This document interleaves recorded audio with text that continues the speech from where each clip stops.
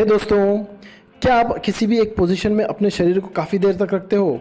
जैसे आप जब भी पालथी मारकर बैठते हो या फिर किसी योग आसन में एक ही पोजीशन में काफ़ी समय तक बैठे रहते हो, तो आपके पैरों में या आपके हाथों में झुनझुनी सी चढ़ने लगती है। जब आप चलने का प्रयास करते हो तो आपको लगता है कि तुरंत बस ये जो सेंसेशन हो रही है तुरंत ये शांत हो जाए। ये बिल्कुल मीठा सा दर्द होता है। इसमें शरीर का वो पर्टिकुलर अंग सुन्न पड़ जाता है। आखिर ऐसा क्यों होता है, और अगर ऐसा हो जाता है तो उसे तुरंत सही कैसे किया जाए? बिल्कुल काम का है ये वीडियो आपके लिए।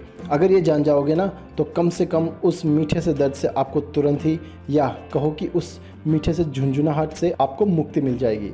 सबसे पहले हम कारण जानेंगे और उसके बाद निवारण भी जानेंगे।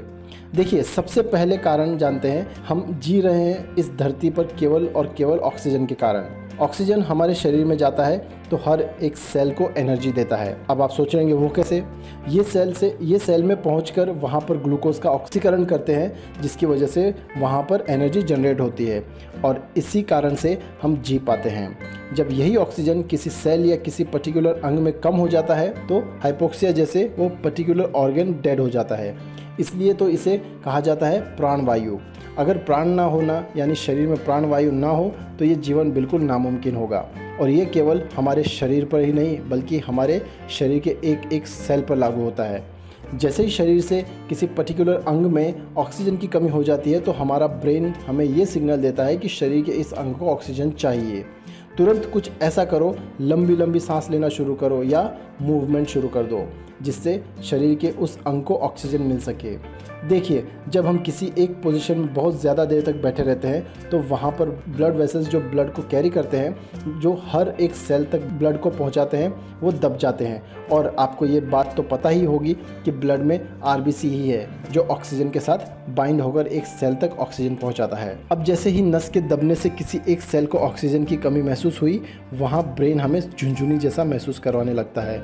ये नर्वस सिस्टम का काम होता है, यानी शरीर आपको ये कहना चाहता है कि तुरंत ही उस पर्टिकुलर अंगों को ऑक्सीजन प्रोवाइड कराओ, नहीं तो ऑक्सीजन डिफिशियंसी की वजह से वो अंग डैमेज भी हो सकता है। तो अब शरीर में किसी पर्टिकुलर अंग में ऑक्सीजन की कमी होने के कई कारण हो सकते हैं। अगर कोई व्यक्ति डायबिटिक हो, किसी में विटामिन की कमी हो गई हो या किसी को गहरी चोट लग गई हो, इन सब कारण से किसी अंग में ऑक्सीजन की कमी हो सकती है।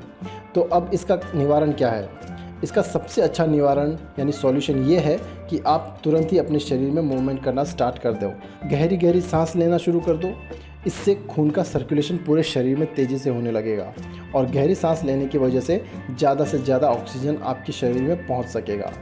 ऑक्सीजन मिलते ही उस पर्टिकुलर अंग को एनर्जी मिलना शुरू हो जाएगी और वहाँ पर झुनझुनी बंद हो जाएगी, जिससे आपको टिंगलिंग या नमनेस बंद हो जाएगी। तो अब आप समझ ही गए होंगे कि आपको ये झुनझुनाहट क्यों होती है और उसका क्या सॉल्यूशन है। दोस्तों, अगर वीडियो पसंद आया है तो लाइक करें और शेयर करें अपने फ्रेंड्स के साथ। सब्सक्राइब करें चैनल संजय मीणा को और बेल आइकन पर क्लिक करके नोटिफिकेशन ऑन कर लें।